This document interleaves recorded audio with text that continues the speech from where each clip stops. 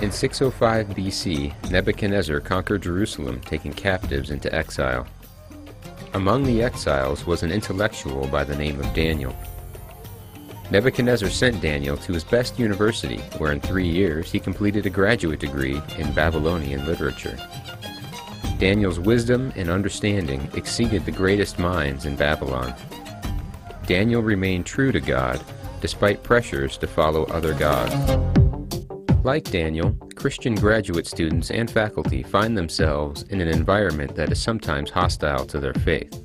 Grad school is really both the destination and the journey. There's always the pressure to be one up on your neighbor. There's lots of opportunity for discovery. There's lots of room for creativity. It's harder to have a balanced life, I think, as a graduate student. It's very isolating.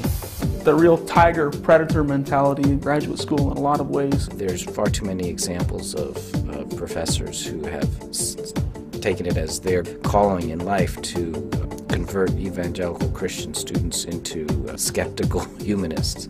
Christianity has a bad reputation. By and large, the faculty is of a generation that is really rather hostile to Christianity. You're dealing with people who make a difference in the world. Graduate school education is really the doorway to the culture.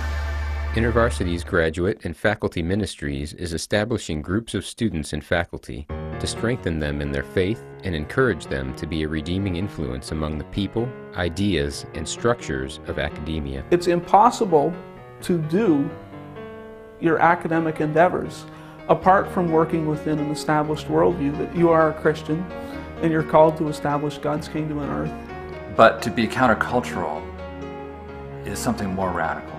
It's to question the values of the academy and to live a life that would cause people to think. Not just automatically reject what you're thinking, but perhaps reflect upon their own lives in a way that they wouldn't have otherwise. What's so important is this combination of the emphasis on Christian commitment and on Christian learning. The two are not opposed to each other, they go hand in glove. And I think that's an immense service that InterVarsity is providing for students worldwide. The genius of the movement of Christ through InterVarsity people is that capacity to be both serious, biblically serious, spiritually serious, and yet to be open, to be willing to discuss anything. My professors and my peers were very interested in questions of ultimate meaning.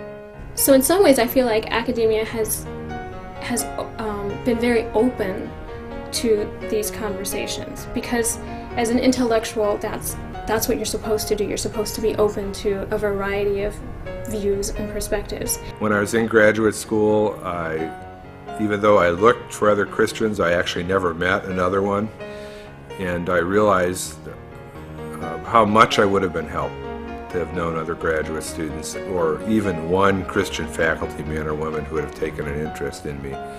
InterVarsity is providing a place to help Christians survive the academic environment, but at their best, what we really want to do is help them to thrive so that they might be a light. I found myself in this wonderful community of students, faculty, administrators, and really a place that was helping me to think through what it means to be a person in business and be a person of Christian faith.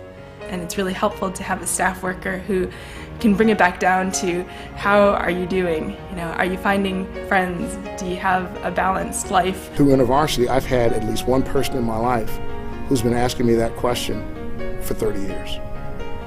Daniel is proof that you can both sit in a classroom and kneel in prayer. By his intellect, he reads the writing. By the anointing of God, he interprets it. He is living proof that scholarship and worship are not two ships passing in the night.